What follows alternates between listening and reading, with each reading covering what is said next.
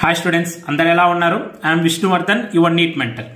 Students, ఈరోజు ఈ వీడియోలో మనం ఈ లాస్ట్ 3 months ఉన్నాయి కదా మీ యొక్క నీట్ 2024 ఎగ్జామ్కి. ఈ లాస్ట్ 3 monthsలో ఎవ్రీ నీట్ ఆస్పిరెంట్ ఫాలో అవ్వాల్సిన ఒక 5 things గురించి నేను ఈరోజు ఈ వీడియోలో డిస్కస్ చేస్తాను. అందులో ఫస్ట్ థింగ్ వచ్చేసి, ప్రెసెంట్ ఈ టైంలో చాలా మంది ఈ మైండ్ సెట్లో ఉంటారు. పక్కన ఫ్రెండ్స్కి ఎక్కువ మార్క్స్ వస్తుంటాయి, మీకు తక్కువ మార్క్స్ వస్తుంటే ఇంట్లో పేరెంట్స్ నుంచి ప్రెషర్, ఇంకా 3 months ఉంది, మార్క్స్ ఇంప్రూవ్ అవ్వట్లేదు, అసలు నువ్వు చేయగలుగుతావా, నీ వల్ల పాసిబుల్ అవుతుందా.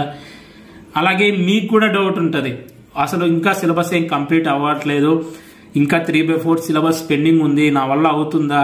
సిలబస్ కంప్లీట్ అయ్యి రివిజన్ చేస్తున్న వాళ్ళు కూడా ఈ మైండ్ సెట్లో ఉంటారు, నా వల్ల అవుతుందా, అసలు నేను సీట్ కొట్టగలనా అన్న ఈ టైప్ ఆఫ్ మైండ్ సెట్లో ఉంటారు. సో ఫస్ట్ థింగ్ నేను మీకు చెప్పాలనుకునేది వచ్చేసి, బిలీవ్ ఇన్ యువర్ సెల్ఫ్.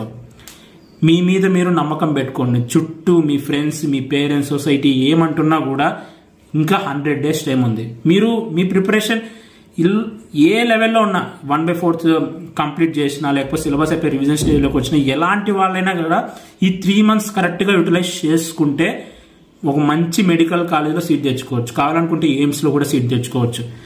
మీరు May 5th last bit attempt చేసేంత వరకు 5:20 PM వరకు మీ మీద మీరు కాన్ఫిడెన్స్ కోల్పోవద్దండి. మీ మీద మీరు కాన్ఫిడెన్స్ పెట్టుకోండి. ఏం చేసైనా సరే నేను ఎట్లయినా MBBS సీట్ని అచీవ్ చేస్తాను. Keep imagining your success.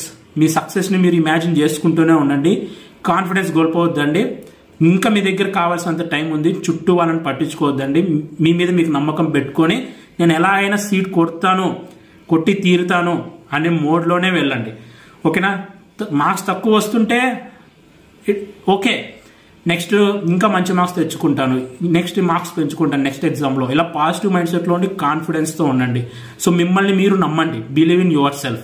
So first అందుకే ఈ బిలీవ్ ఇన్ యువర్ సెల్ఫ్, ఖచ్చితంగా మిమ్మల్ని మీరు నమ్మాలి. మీ మైండ్ సెట్ని చేంజ్ చేసుకోవాలి. మీ మైండ్ సెట్ కనుక చేంజ్ అవుతే డెఫినెట్లీ ప్రతి దాంట్లో చేంజ్ వస్తుంది. ఓకేనా? మీ మార్క్స్లో కానీ ప్రిపరేషన్లో కానీ. నెక్స్ట్ సెకండ్ థింగ్ వచ్చేసి, ఓవర్ కాన్ఫిడెంట్గా ఉండొద్దు. కాన్ఫిడెన్స్ అవసరమే, at that same time over confidence కూడా పనికిరాదు. కొద్దిమంది స్టూడెంట్స్ ఎలా ఉంటారంటే, ఒక చాప్టర్ ఊరికే సూపర్ఫిషియల్గా చదివేసి ఉంటారు, పైన చదివేసి ఓకే అయిపోయింది పక్కన పడేసి. సో నాలెడ్జ్ ఏమో ఇంతే ఉంటుంది, కానీ కాన్ఫిడెన్స్ ఇంత ఉంటుంది. ఇనీషియల్ స్టేజ్లో నాలెడ్జ్ ఇంత ఉండి కాన్ఫిడెన్స్ ఇంత ఉంటే దాన్ని ఓవర్ కాన్ఫిడెన్స్ అంటారు. ఊరికే పైన చదివేసి ఇంకా అయిపోయింది అని అనుకోవద్దు. Over confidence kill your preparation.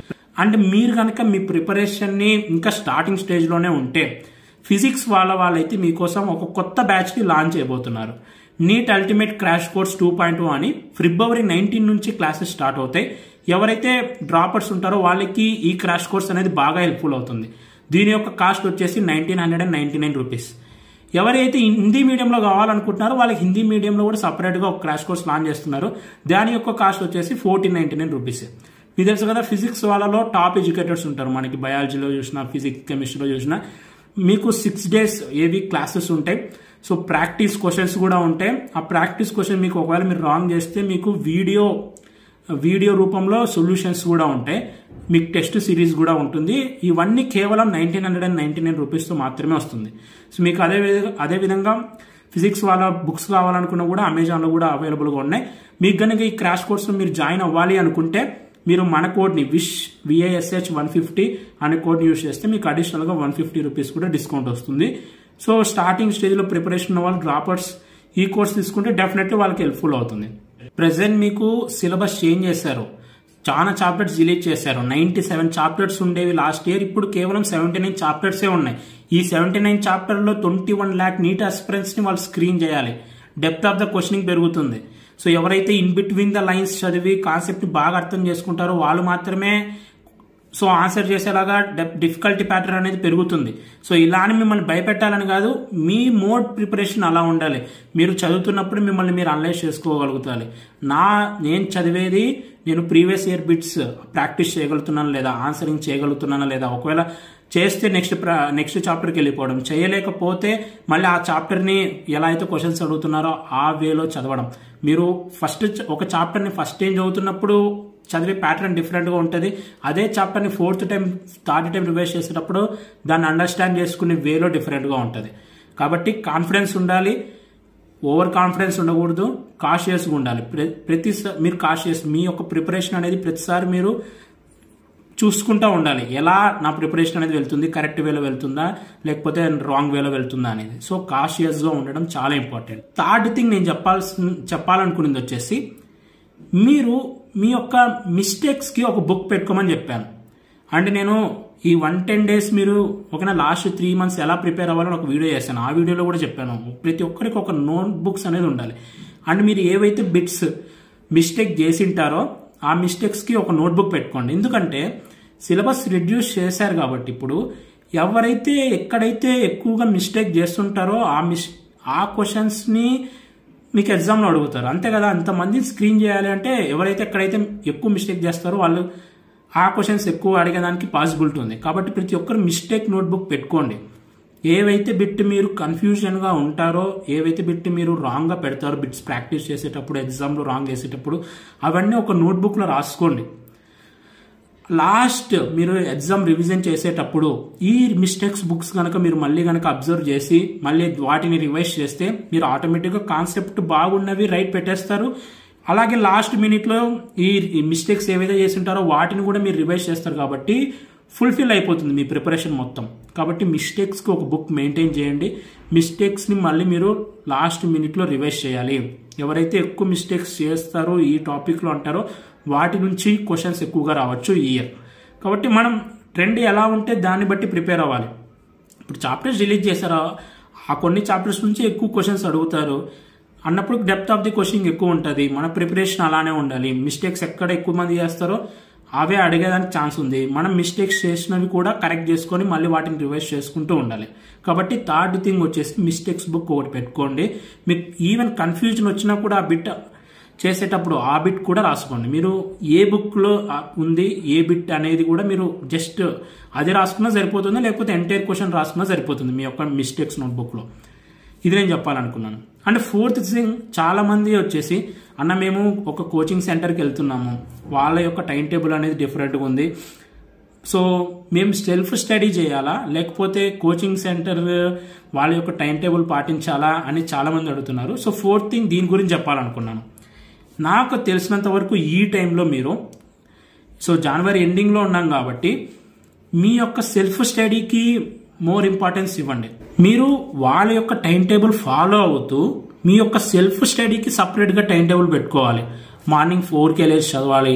Night times మీకు మార్నింగ్ బాగా ఎక్కుతే మార్నింగ్ లేచి ఎక్కువ చదవండి, లేకపోతే నైట్ టైం చదివిన బాగా ఎక్కితే నైట్ టైం చదవండి. అడిషనల్గా ఎక్కువ టైం పెట్టండి. ఓకేనా, వాళ్ళది మీరు టెస్ట్ పెడతారు కాబట్టి వాళ్ళది చదవాల్సి వస్తుంది.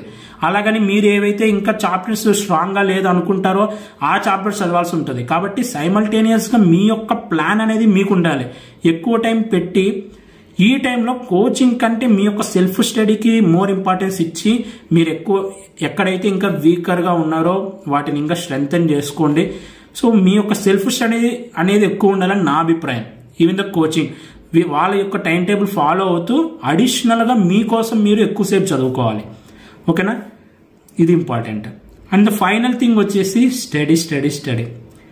ఎవరైతే చదువుతారో వాళ్ళకే సీట్ వస్తుంది, ఎవరైతే హార్డ్ వర్క్ చేస్తారో వాళ్ళకే సీట్ వస్తుంది. అల్టిమేట్గా పొద్దున్నే లేస్తాం, మనం లేగానే బ్రష్ తీసుకుంటే ఆటోమేటిక్గా బ్రష్ చేస్తాం. అది మీకు ఎవరైనా చెప్పాలా, ఇన్వాలంటరీగా మీకు వచ్చేస్తుంది ఆటోమేటిక్గా. ఓకేనా, బ్రష్ చేయడం కూడా. ఇప్పుడు మీ ప్రిపరేషన్ అనేది ఎలా ఉండాలంటే సేమ్ పొద్దున్నే లేయడం, మన పనులు చూసుకోవడం, కుర్చీలో కూర్చొని చదవడం స్టార్ట్ చేయడం. ఈ టైంలో నుంచి ఈ టైం వరకు బయాలజీ చదవాలి, ఈ టైం నుంచి ఈ టైం ఫిజిక్స్ చదవాలన్నప్పుడు చదివేయాలి. ఈ టైం బ్రేక్ అంటే ఆ టైంలోనే బ్రేక్ చేసుకోవాలి. ఇలా ఉండాలి ప్రిపరేషన్. స్టడీ స్టడీ స్టడీ, ఇంతకు మించి ఇంక వేరేది ఉండకూడదు. బ్రేక్ టైంలో బ్రేక్ని ఎంజాయ్ చేయండి, చదివే టైంలో మీరు చదవాలి. ఎలా అయితే మనం బ్రష్ చేయడం అనేది మనకు గుర్తు చేసుకోవాల్సిన అవసరం లేదో ఆటోమేటిక్గా చేసేస్తామో, ఇప్పుడు మీ ప్రిపరేషన్ చదవడం కూడా ఆటోమేటిక్ అయిపోవాలి. బ్రేక్ టైంలో బ్రేక్ ఉండాలి, చదివే టైంలో చదవాలి. అంతే, మినిమం 12 hours అన్నా చదవాలి. ఎవరైతే ఎక్కువసేపు చదువుతారో వాళ్ళకే సీట్ వస్తుంది. హార్డ్ వర్క్ అనేది ఇంపార్టెంట్. ఓకేనా, హార్డ్ వర్క్ లేకుండా, hard work is the key to success. Smart work కూడా ఉంటుంది, చెప్పాను కదా. మనకు అంత ఓవర్ కాన్ఫిడెన్స్ వద్దు, హార్డ్ వర్క్ మీద కూడా డిపెండ్ అవ్వండి. 12 hours a day చదవండి. ఆటోమేటిక్ అయిపోవాలి. ఇంకా పొద్దున్న లేవగానే కుర్చీలో కూర్చోవడం, ఇంకా చదవడం స్టార్ట్ చేయడం. బ్రేక్ టైంలో బ్రేక్ని ఎంజాయ్ చేయండి, అంతేగాని చదివే టైంలో బ్రేక్ తీసుకొని బయట తిరగడం, ఫ్రెండ్స్తో తిరగడం, సోషల్ మీడియా చూడడం ఇట్లాంటివి వద్దు. ఆటోమేటిక్గా ఉండాలి. ఎవరైతే ఇలా కేవలం ఒక 1% ఆఫ్ ద స్టూడెంట్సే ఉంటారు పొద్దున్న లేవగానే కూర్చోవడం, చదవడం స్టార్ట్ చేయడం. మీరు కీప్ ఇమాజినింగ్ యువర్ సక్సెస్ అని నేను చెప్తాను కదా. మీరు ఓ డాక్టర్ అయిన తర్వాత ఎలా ఉంటారు, మీ వే ఆఫ్ లైఫ్ స్టైల్ ఎలా ఉంటుంది, మీరు సొసైటీలో చూసింటారు కదా, అది మీరు ఆ పొజిషన్లో పెట్టుకొని చూసుకోండి. ఒక ఫైర్ ఉండాలి మీలో. ఆ ఫైర్ అనేది ఆటోమేటిక్గా వస్తుంది. ఎవరైతే సీట్ కొట్టాలి అనుకుంటారో ఆ ఫైర్ అనేది వాళ్ళకి ఒక డిటర్మినేషన్ అనేది వాళ్ళ ఆటోమేటిక్గా వచ్చేస్తుంది. చదవాలన్న ఇంట్రెస్ట్తో, సో బిట్స్ నేను ఇన్ని కరెక్ట్గా పెట్టాలి, ఇవి కూడా నేను చేయగలగాలని ఇంట్రెస్ట్తో చదువుతారు. ఒక ఫైర్ ఉంటుంది చూడు, అలా ఫైర్ ఉన్నవాడికి ఖచ్చితంగా సీట్ వస్తుంది. అలాంటి వాడు పొద్దున్న లేచిన తర్వాత బుక్ ఓపెన్ చేసి చదువుతూనే ఉంటాడు. సో అలా మీరు మారిపోవాలి. లాస్ట్ 3 months ఇప్పటి వరకు మీరు బాగా చదివినా కూడా ఇప్పుడు కూడా అలానే కంటిన్యూ చేయండి, చేంజ్ అవ్వద్దు. ఇప్పటి వరకు మీరు నెగ్లిజెన్స్గా ఉంటే ఇప్పుడు ఇలా మారండి. అల్టిమేట్గా ఎవరైతే మంచిగా చదువుతాడో వాళ్ళకే సీట్ వస్తుంది. ఇందులో షార్ట్ కట్స్ ఉండవు, చీప్ ట్రిక్స్ ఉండవు, ఏముండవు. సో ఈ 5 things నేనైతే మీకు చెప్పాలనుకున్నాను. మీకు ఈ 5 thingsలో ఈవెన్ ఒక్కటి మీకు ఉపయోగపడినా కూడా ఈ వీడియో మీకు యూస్ఫుల్ అయ్యేదే. ఇలా సో నేను ఆలోచించుకొని మీకు హెల్ప్ఫుల్ అయ్యే వీడియోస్ చేస్తూ ఉంటాను. అది నీట్ ఎగ్జామ్కి సంబంధించి కానీ అలాగే కౌన్సిలింగ్కి సంబంధించి కానీ. మీరు మన ఛానల్లో ఏ వీడియోస్ మిస్ అవ్వకూడదు అనుకుంటే మన ఛానల్ని సబ్స్క్రైబ్ చేయండి. అలాగే మీకు ఈ వీడియో నచ్చితే లైక్ చేయండి. Thank you so much for watching. Have a great day.